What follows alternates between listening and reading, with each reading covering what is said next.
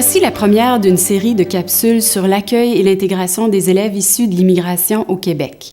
La Direction des services aux communautés culturelles du ministère met à la disposition du réseau scolaire un cadre de référence conçu dans le but de favoriser, au sein de toute la communauté éducative, une compréhension commune des processus liés à l'intégration linguistique, scolaire et sociale de ses élèves. Le cadre de référence se présente sous forme de fascicules qui visent à soutenir les intervenants scolaires qui travaillent auprès des enfants et des élèves au préscolaire, au primaire et au secondaire. Il repose sur les valeurs et les orientations de la politique d'intégration scolaire et d'éducation interculturelle du ministère. Celle-ci met de l'avant l'importance de favoriser la mise en place d'interventions basées sur les valeurs d'égalité, d'équité et d'inclusion, dans le but de soutenir la persévérance et la réussite des élèves issus de l'immigration et de contribuer ainsi au développement d'un Québec démocratique, francophone et pluraliste. Le Québec reçoit des immigrants dont le nombre et la diversité ne cessent de croître. Cette croissance, combinée à la baisse du taux de natalité, amène une augmentation constante de la proportion d'élèves issus de l'immigration dans le réseau scolaire québécois. Ces élèves représentent aujourd'hui le quart de l'ensemble des élèves du Québec et leur présence est de plus en plus marquée à l'extérieur de l'île de Montréal. Les besoins sur le plan des services d'accueil et de soutien à l'apprentissage du français sont donc en progression régulière partout au Québec.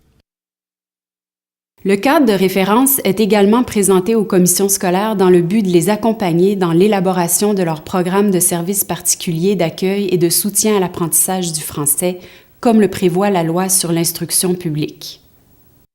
En plus d'affirmer le droit à ces services particuliers, la loi prévoit que la commission scolaire doit établir un programme pour chaque service éducatif complémentaire et particulier visé par le régime pédagogique.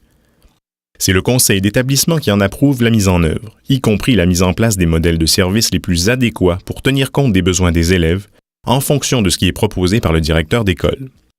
De son côté, le régime pédagogique définit les services particuliers, dont les services d'accueil et de soutien à l'apprentissage de la langue française. De plus, il permet à la commission scolaire, dans la mesure et aux conditions déterminées par le ministre, d'exenter de l'application des dispositions relatives à la grille matière ainsi qu'aux résultats les élèves à qui sont dispensés les services d'accueil et de soutien à l'apprentissage de la langue française. Les règles budgétaires de fonctionnement des commissions scolaires comprennent une allocation qui contribue à la mise en place de ces services et des autres services de soutien pour les élèves issus de l'immigration. L'allocation est versée à titre d'ajustement à l'allocation de base pour les activités éducatives des jeunes accordées pour l'enseignement, le soutien à l'enseignement, les services complémentaires et le perfectionnement du personnel. Il est à noter qu'une partie de cette allocation de base est spécialement destinée aux autres dépenses éducatives, qui incluent entre autres les services particuliers d'accueil et de soutien à l'apprentissage du français. Il est important de retenir que les caractéristiques des élèves considérés pour le calcul des mesures budgétaires établies par le ministère ne doivent pas servir de critères pour déterminer quels élèves ont le droit de recevoir des services et pour combien de temps. Ceux-ci sont offerts à tous les élèves qui en ont besoin. Pour de plus amples informations concernant les mesures budgétaires du ministère, on peut consulter le guide de soutien au milieu scolaire de la Direction des services aux communautés culturelles. La déclaration d'une valeur associée à ces services dans le système informatique Charlemagne du ministère est obligatoire pour tous les élèves qui sont inscrits à l'enseignement en français au Québec et dont le français n'est ni la langue maternelle ni la langue parlée à la maison.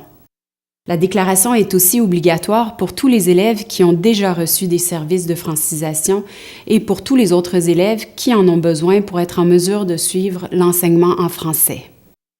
Le financement des services aux élèves issus de l'immigration ou non francophones n'est pas lié à la déclaration des valeurs associées à ces services. La déclaration vise plutôt à permettre un meilleur suivi des services offerts aux élèves, tant pour le ministère que pour le milieu scolaire. Il existe des programmes d'études destinés spécifiquement aux élèves qui reçoivent ces services. Au préscolaire, toutefois, les élèves qui reçoivent des services d'accueil et de soutien à l'apprentissage du français suivent le programme d'activité de l'éducation préscolaire. Des outils sont proposés aux enseignantes et aux enseignants et constituent des compléments au programme d'études. Il s'agit de la progression des apprentissages ainsi que des paliers pour l'évaluation du français qui sont pour l'instant disponibles au secondaire. De leur côté, les commissions scolaires sont appelées à inclure dans leurs encadrements des objectifs, des cibles et des indicateurs en lien avec la réussite des élèves issus de l'immigration. La mise en œuvre et l'amélioration des services auprès de ces élèves contribuent de manière importante à leur réussite et à leur intégration à la société québécoise. de même qu'à l'atteinte des cibles que s'est donné le Québec en matière de persévérance et de réussite scolaire pour tous les élèves.